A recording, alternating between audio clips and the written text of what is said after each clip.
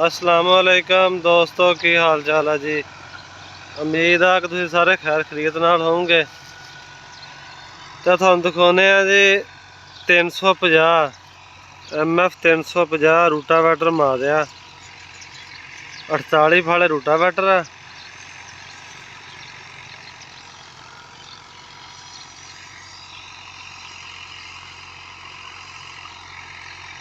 रूटावैटर भी बड़ा अच्छा, जमीन चंगी बरीक करी जाता।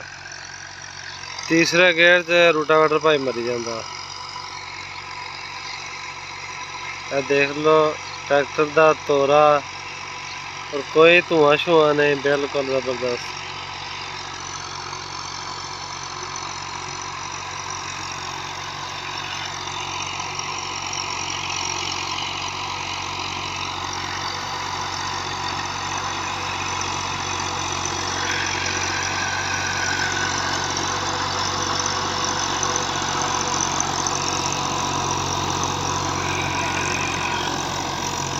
ये है जी 350।